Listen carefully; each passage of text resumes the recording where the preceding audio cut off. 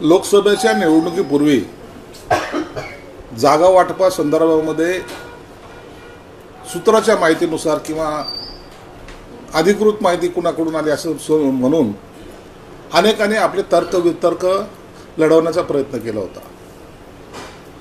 भाजप, शिवसेना आणि राष्ट्रवादीची युती ही होईल का नाही किंवा त्याच्यामध्ये जागा वाटपाचा फॉर्म्युला काय असणार आहे विस्तार चर्चा झाल्याची आपल्याला सुद्धा माहिती आहे। मला असं वाटतं आणखीन अधिकृतपणे मी त्याच्यावर जरी बोलू शकलो नसेल तरी एक समाधानकारक तोडगा या युतीमध्ये निघालेला आहे आणि त्याचा घोषणा कदाचित येत्या सोमवारी होईल अशी शक्यता आहे। म्हणून जे लोक आमच्यावर टीका करत होते की यांच्या महायुतीमध्ये काही अलबेल नाही, त्यांचीच युती आता राहणार नाही हे जवळपास स्पष्ट झालेलं आहे। प्रकाश आंबेडकरांनी काँग्रेसवर टीका केलेली आहे। प्रकाश आंबेडकर साहेबांचं आणि शरद पवार साहेबांचं कधीही जमलेलं नाही आणि उभाठा गटाच्या असलेल्या आयडियोलॉजी बरोबर प्रकाश आंबेडकर साहेब जातील असं वाटत नाही। म्हणून एक पक्ष तर त्यांचा बाहेर गेलेला आहे। राहिला काँग्रेस आणि यांचा युती होणार नाही हे जे काही मी वारंवार सांगत होतो त्याला आता दुजोरा ह्या सर्व नेत्यांकडून मिळत आहे। म्हणून येणारी लोकसभा ही आम्ही अत्यंत ताकदीने आणि हिमतीने लढणार आहोत आणि 45+ टार्गेट कंप्लीट करण्याचा प्रयत्न करणार आहोत। समाधानकारक तोडगा म्हणजे तुम्हाला किती जागा? चर्चा 10-12 होती, तुमची मागणी 18-20 पर्यंत आहे। आकड्याचा जो घोळ चालू होता त्या संदर्भामध्ये अधिकृतपणे एकनाथ शिंदे साहेब आणि दोन्ही उपमुख्यमंत्री साहेब याची घोषणा करतील, तो अधिकार आम्हाला नाही।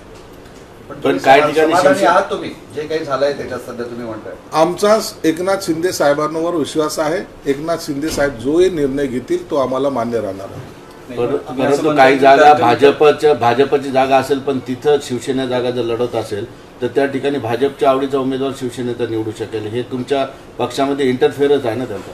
नाही असं तुम्ही जे काय तुमचा जो समज आहे तो कृपया डोक्यातून काढून टाका। एक उदाहरण, एखादी जागा 1-2 जागा इकडे तिकडे जेव्हा होतात त्या टायमाला तिथलच्या कॅन्डिडेटची परिस्थिती पाहायला जाते। आता उदाहरणार्थ गेल्या वेळेला पालघरची जागा, तिथलचा असलेला उमेदवार हा पूर्वी भाजपमध्ये होता परंतु पालघरचा तो उमेदवार शिवसेनेच्या तिकिटावर लढला, निवडून आलेला आहे। म्हणजे निवडून येणं हा क्रायटेरिया धरून जर 1-2 जागेचा बदल झाला तर फार मोठा बदल ह्या इलेक्शनमध्ये होईल असं मला वाटत नाही। प्रसंगी कमळवर पण शिवसेना लढू शकेल? नाही, शिवसेना पक्ष हा शिवसेनेच्या चिन्हावर लढणार आहे, भाजपच्या चिन्हावर लढणार आहे। एखाद्या ठिकाणी उमेदवाराची अदलाबदल एखाद्या ठिकाणी जर झाली तर तो त्याच्यातला फार मोठा काही चेंजेस म्हणून त्याच्याकडे पाहायला गेलं नाही पाहिजे। अंबादास दानवे म्हणले की भारतीय जनता पार्टी शिंदेगड शिवसेना आणि अजित पवारांच्या हातात धोत्र्याचं फुल देणार। धोत्र्याचं फुल उभाठा गटाच्या नेत्याने एकदा पाहिलं का हे त्यांना विचारा। ग्रामीण भाषेमध्ये आपण बोलतो पण ते वरच्याना कळायला पाहिजे ना। वरच्याला धोत्र्याचं फुल काय ते गुलाबाचं फुल पण त्याला धोत्र्याचं फुल ग्रामीण भागात म्हणतात, ते असं हसू व्हायला नको याची काळजी घ्या। तुम्ही म्हणताय की तर्क वितर्क लढवले जात होते 5-6 जागेच्या संदर्भात, पण आता तर्काच्या पलीकडे जाऊन एका आकड्यावर हे आले की 12 जागा तुम्हाला मिळतील। हेच तर तुमचं आहे ना। आता तुम्ही 5-6 जागेवर 12 जागेवर तुमचे तर्क वितर्क गेलेले आहेत। सोमवारी तो तर्क वितर्क आणखीन पुढे जाईल आणि त्याचं तुम्हाला स्पष्टीकरण फक्त आता हे तिन्ही नेते देतील। तुमचं मागणं काय आहे? तुमची काय भूमिका आहे? आमचं मागणं आम्ही पूर्वी मांडलेलं आहे, त्याच्यावर वारंवार चर्चा करण्याची गरज नाही। आता युती ही फायनल स्टेजला बोलणी चालू आहे, त्याच्याबद्दलचा निर्णय आता घेण्याचे अधिकार त्यांच्याकडे असल्यामुळं त्याच्यावर चर्चा करणं मला वाटतं आता योग्य होणार नाही। तुमचे काही नेते पण आक्रमक झाले आहे जागा वाटपावर। रामदास कदम म्हणाले केसाने गळा कापू नका, तुम्ही काल आठवण करून दिली की कोणी क्रेडिट घ्यायची गरज नाही। ही आक्रमकता कशामुळे? तुम्ही युतीत असताना भाजपवर विरोध आहे पण त्यालाच जोडून रामदास कदमांच्या मुलाला आता मंडळावर सुद्धा घेऊन टाकतात, त्यांना शांत करण्याची गोष्ट नाही। बघा, निवडणुकीच्या काळामध्ये जागा वाटप करत असताना प्रत्येक मतदारसंघाचं एक वेगवेगळं कॅल्क्युलेशन आहे, गणित आहे आणि मग त्यावेळेला आपली जागा जाऊ नये यासाठी प्रत्येकजण प्रयत्न करत असतो। आणि मग अशा वेळेला एखाद्याचं स्टेटमेंट येणं, एखाद्याने बोलणं याला इलेक्शनचा एक भाग समजला जातो. आमच्यात भांडण वगैरे नाही, परंतु जरूर आम्ही चर्चा करतो. चर्चा करत असताना काही लोकांना ती आक्रमकतेची वाटते, परंतु बेसिक जे आपलं टार्गेट आहे की नरेंद्र मोदी साहेबांना पंतप्रधान बनवायचं आहे, तर मग त्यासाठी जे काही जागेची वाढ करायची, मग असलेली जागा एकही गमावता कामा नये, हे जर आपलं तत्त्व असेल तर त्यावेळेला बसून चर्चा करून त्याच्यावर तोडगा काढला पाहिजे. आक्रमक भूमिका घेण्याची ही वेळ नाही आहे. निवडणूक ही आपल्याला ताकदीने लढायची, हे एवढं त्याच्यामागचा आमचा उद्देश आहे. नाही, काल फडणवीसांना तुम्ही म्हणालेत की कुणी क्रेडिट घ्यायची गरज नाही आहे या सगळ्याबाबत. हे बघा, सत्ता आली ना, ही सत्ता माझ्यामुळं आली का तुमच्यामुळं आली का याच्यामुळं आली, हे या चर्चा आता थांबल्या पाहिजे. सगळ्याचा त्याच्यात सहभाग होता की नाही, सगळ्यांचं क्रेडिट होतं का नाही, मग सगळेजण जर मिळून जर सत्ता आणू शकलो तर कुणी एकाने आपल्यामुळं सत्ता आली असं होण्याचं काय कारण नाही. मी जर म्हणलो माझ्यामुळं आली तर तेही योग्य नाही. म्हणून सर्वांनी मिळून आम्ही सत्ता आणलेली आणि ही सत्ता चांगल्या प्रकारे आता चालवतोय, हे महाराष्ट्र पाहतोय. म्हणून क्रेडिट कोणीच घ्यायचं नाही. आपण परिवारातले लोक आहोत आणि परिवाराने सत्ता आणली असं जर आपलं जर मत असेल तर त्याला लोकसुद्धा आनंदाने ॲक्सेप्ट करतात. अभिनेते नाना पाटेकर निवडणूक लढवण्याची शक्यता आहे. महायुतीतर्फे शिरूरमधून त्यांना उमेदवारी दिली जाईल का? अभिनेता नाना पाटेकर निवडणूक लढणार आहे की नाही याच्याबद्दलचा आणखी अंतिम निर्णय झालेला नाही, परंतु बाकीचे जे लोक आहेत, तुम्हाला निवडणुकीच्या या 8 दिवसामध्ये जी पळवापळवी ज्याला म्हणतात ना, इकडचे तिकडे पळाले तिकडचे इकडे पळाले, असे फार जण पळणारे सुद्धा तुम्हाला पाहायला मिळतील. तुम्ही या लोकसभेच्या निवडणुकीमध्ये अनेक चेहरे असे असतील जे विचारही करणार नाही, असे चेहरे उभे राहतील आणि त्या ह्या निवडणुकीला ते फेस करणार आहेत. भास्कर जाधवांनी एक पत्र लिहिलंय. देणार का उमेदवारी शिरूरमधून त्यांना? नाही, याचा निर्णय शिंदे साहेब घेतील, त्याच्याबद्दल मी भाष्य करू शकणार नाही. तुम्ही पळवापळवी म्हटली म्हणून विचारतोय. भास्कर जाधवांनी एक पत्र लिहिलंय, तुम्ही वाचलं असेल कदाचित. त्यांनी मी इतके वर्ष काय केलं काय नाही, शिवसेनेसाठी आक्रमक झालोय, धमकी आलंय, हे सगळं त्यांनी त्यात मांडलंय. नाही, त्यांचं आता असं म्हणणं आहे की आता मला तुमच्याशी बोलायचं आहे, लोकांशी बोलायचं आहे. काय बोलू यावायचा? तुमच्यासोबत येत आहे की काय मेळाव्याचं आयोजन केलं 2 दिवसाचं मोठं. नक्की काय? बघा, एखाद्या कार्यकर्त्याचा प्रवास करत असताना आता भास्कर जाधवांचा प्रवास हा पहिला शिवसेनेचा मुळात शिवसैनिक होता, नंतर राष्ट्रवादी गेला आणि हा राष्ट्रवादीनंतर पुन्हा शिवसेनेत आला. हा त्यांचा जो काही प्रवास आहे, त्या प्रवासाच्या अनुषंगानं प्रत्येकाचा असलेला अनुभव तो कदाचित मतदाराबरोबर शेअर करण्याचा त्यांचा प्रयत्न असावा.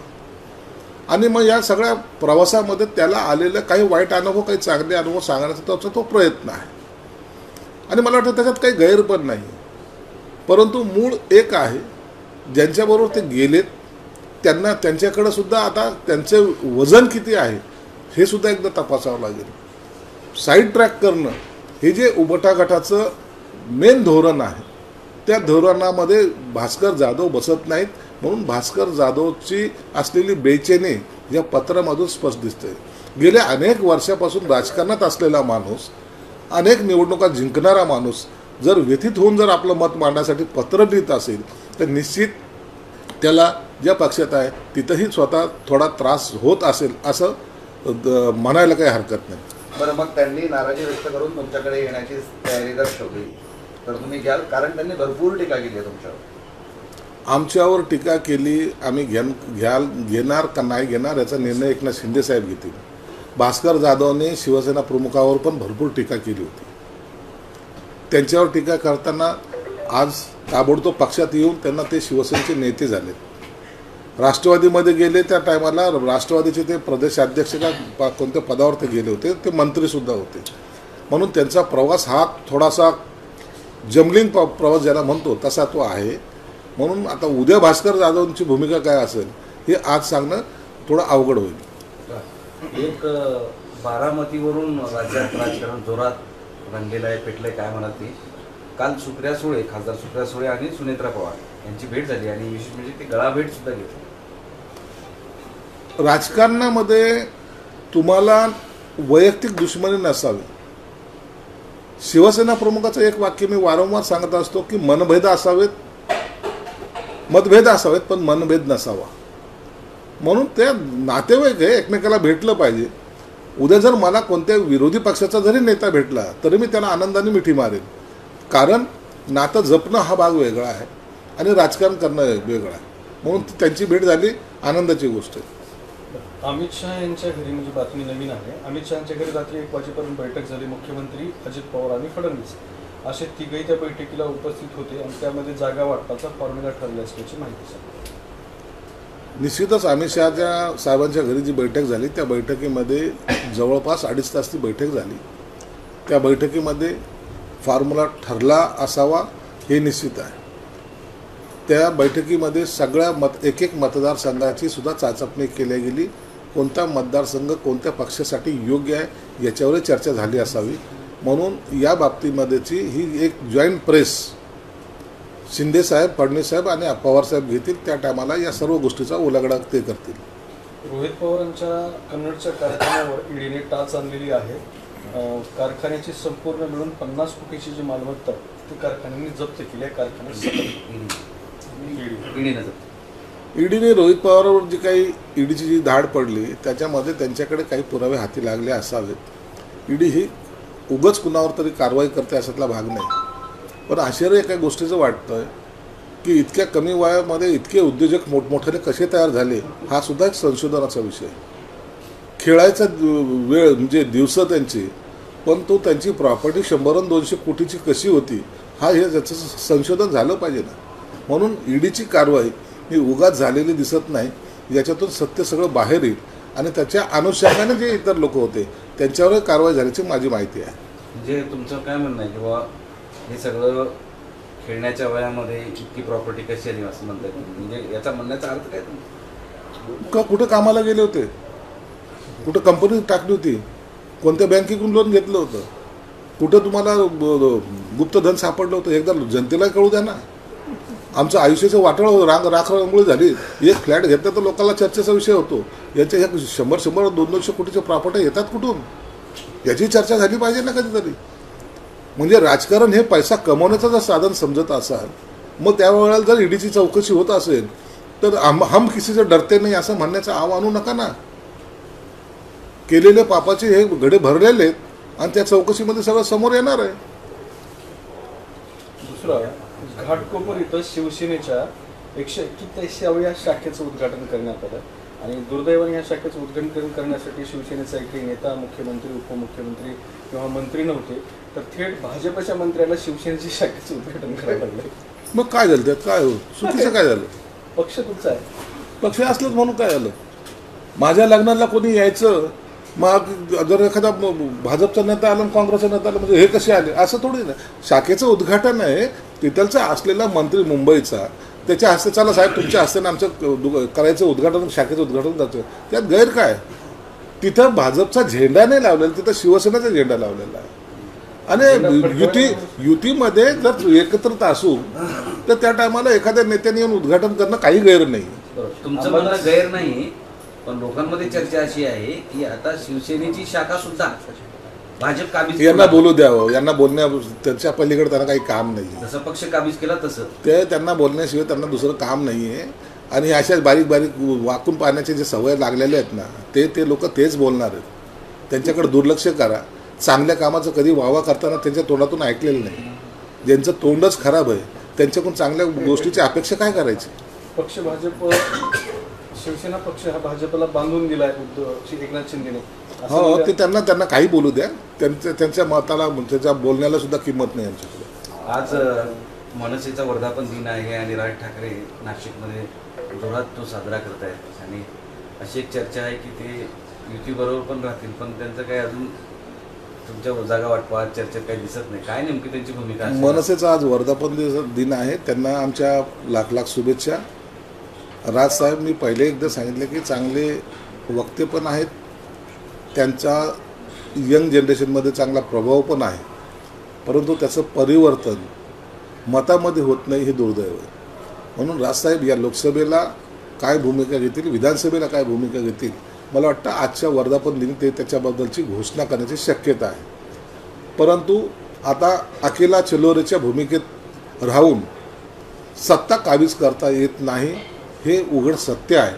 आणि हे त्यांनी आता मान्य करायला पाहिजे आणि ते पचवायला सुद्धा पाहिजे. हे झालं भाजप, शिवसेना, युती सगळं तुमचं. पण तुमच्यासोबत असलेल्या अजितदादांच्या राष्ट्रवादी काँग्रेसला 4 जागा देण्यावर भाजप ठाम आहे आणि बारामती, रायगड या जागा राष्ट्रवादीला जातील असं शक्यता. त्याचा सर्व निर्णय 2 दिवस थांबा ना, काही सस्पेन्स आमच्याकडे राहू द्या.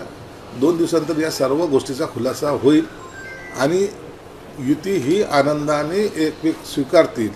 जागा वाटपाचा फॉर्म्युला जो ठरेल तो तिन्ही नेते म्हणून डिक्लेअर करणार आहेत, म्हणून आता त्याची चिंता करायची आवश्यकताच नाही. मुंबई कोस्टल रोडच्या उद्घाटनावरून श्रेयवादाची बरीच लढाई सुरू झालेली आहे. आता अरविंद सावंतांनी आदित्य ठाकरेंना निमंत्रण दिलंय, त्याबद्दल काय कुणाचं श्रेय काय भांडण? एखादा प्रोजेक्ट सुरू होतो त्याला जो कालावधी लागतो तो वेगळा असतो. सी लिंक आम्ही सुरू केला होता शिवसेना प्रमुख बाळासाहेब ठाकरे यांनी. नितीन गडकरी त्यावेळेला सार्वजनिक बांधकाम मंत्री असतात, पण उद्घाटन कोणी केलं होतं ते काँग्रेसच्या यांनी आणि त्या सी लिंकला यशवंतराव चव्हाणांचं नाव देण्यात आलं.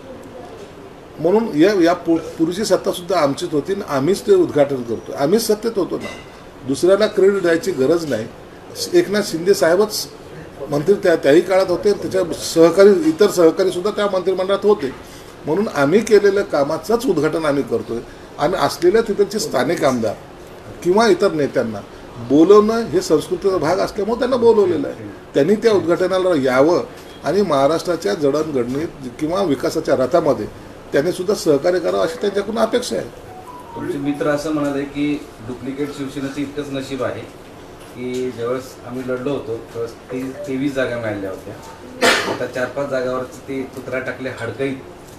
कोण म्हणाल ते हाडकं फेकल्यासारखं त्यांची गत आहे. संजय राऊतला एक सांगा, आता तू बडबड बंद कर, कामाला लाग. जेवढं पक्ष आता तू बाकी ठेवलेला आहे त्याला एकदा डुबवून टाक. एकदाचा तो पक्ष डुबवला की तुझा आत्मासुद्धा शांत होईल आणि शरद पवारच्या साहेबांच्या घरी जाऊन एक कौतुकाची थाप काठीवर मारून घे.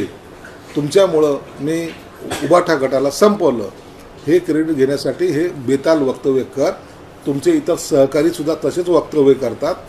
एकीकडे उठावा गटाचे नेते तुळजाभवानीची शपथ घेतात आणि दुसरीकडे एक जण बाई बसली म्हणून म्हणतात. हे तुमची ही नीतिमत्ता जी आहे ही लोकांना कळालेली. देवाचा वापर सुद्धा तुम्ही स्वतःच्या स्वार्थासाठी करतायत हे पुन्हा एकदा सिद्ध झालेलं आहे. म्हणून त्यांनी आता कितीही बोंबल्या मारल्या, किती कुणाला पायघड्या टाकल्या तरी जनता त्यांना आता फसणार नाही. आणि संजय राऊतनी ज्या मर्दुमकीने पक्ष डुबवायला निघालाय त्याचा तर निश्चित विजय होणार आहे. काँग्रेसने ही जोरदार तयारी सुरू केली. काल त्यांची 49 जणांची यादी जाहीर झालेली आहे आणि आज मुंबईत काँग्रेसचं निवडणुकीच्या संदर्भातलं शिबिर, प्रशिक्षण शिबिर आहे. काँग्रेस निवडणुकीच्या काळामध्ये जागा होत असतं. निवडणुकीच्या काळामध्ये त्यांना ह्या सगळ्या गोष्टी आठवत असतात आणि तसंही काँग्रेसला उबाठा गटाबरोबर जायचं नाही असं एकंदर चित्र दिसतंय.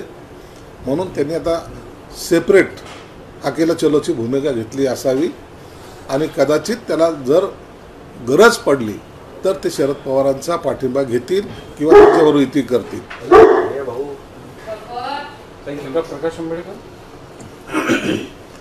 प्रकाश आंबेडकरांनी पहिले त्यांना माहिती होतं. प्रकाश आंबेडकरांना त्यांची भूमिका या उबाठा गटाची आणि शरद पवारांची भूमिका माहिती होती. काँग्रेसची भूमिका त्यांना जाणून आहेत ते. म्हणून यांचा चाललेला डोंबाराचा खेळ प्रकाश आंबेडकर साहेबांनी एन्जॉय केलेला आहे आणि म्हणून त्यांची भूमिका पहिल्या दिवसापासून जी होती त्या भूमिकेवर ठाम असल्यामुळं ते युतीमध्ये आता राहणार नाही. महाविकास आघाडीच्या ह्या सगळ्या प्रक्रियेला तुम्ही डोंबाऱ्याचा खेळ म्हणून उपाधी देता. डोंबाराचाच खेळ होतं, बाकी काय होतं ते. महायुती म्हणजे ही आघाडीची ही कधीच होणार नव्हती. हा डोंबाराचा खेळच चालला होता. हा याच्या घरी चालला आणि तो त्याच्या घरी चालला, चहापान करणं आणि आता पुढची बोलणी पुढच्या तारखेला. कोर्टासारखी तारखा देणं यांचं काम होतं.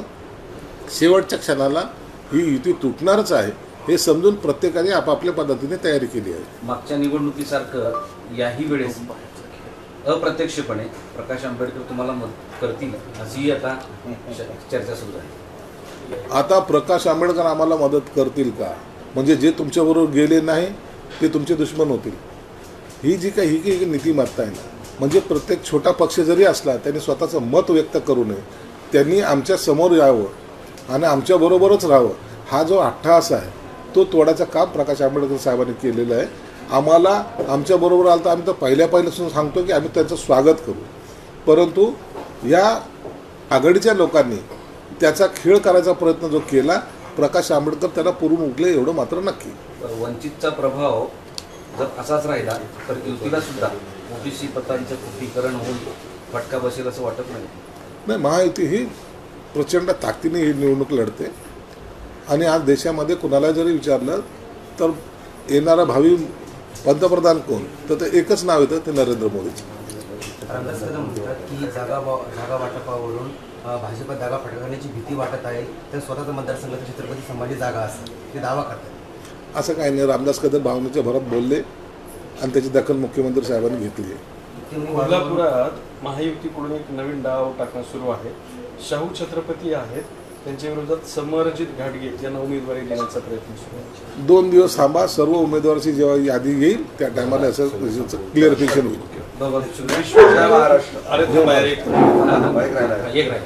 विश्वंभर चौधरी आहेत यांनी वकील असीम सरोदे यांच्या मार्फत राज्याच्या पर्यावरण विभागाच्या मुख्य सचिवांना एक पत्र पाठवलंय, ज्यात त्यांनी सिद्धेश कदम यांची MPCB बोर्डाच्या अध्यक्षपदी निवड झालेली आहे, ती निवड बेकायदेशीर असल्याचं म्हटलंय आणि 7 दिवसात उत्तर द्या असं नोटिस सांगितलं. तो आता जो आलेला वकील काय नाव त्याचं, असीम सरोदे, आसिफ सरोदे, हे या निवडणुकीमध्ये उबाठा गटाचा नेता होणार आहे. ही त्याची प्रॅक्टिस चालू आहे आणि हे प्रॅक्टिस करताना असे फंडे त्याला वापरायचे. तुम्हाला या निवडणुकीमध्ये पुन्हा तुम्ही असं अंडरलाईन करा माझ्या वाक्याच्या खाली की तो यांचा स्टार प्रचारक असेल किंवा उबाटा गटाचा उपनेता असेल. अंडरलाईन करून ठेवा तो. आणि म्हणून अशा लोकांना, नवीन लोकांना आलेल्यांना आपलं अस्तित्व दाखवण्यासाठी असे काहीतरी कुटाने करणं हे गरजेचं असतं. धन्यवाद. जय महाराष्ट्र. बरं, आमच्याकडे ना मीडियामध्ये 2 माणसं असे आहेत, आहे का काय? त्यांचा वाद मिटून द्या ना तुम्ही एकदा. तसं नाहीये. हे वाद मिटवायचे नसतात. खतम.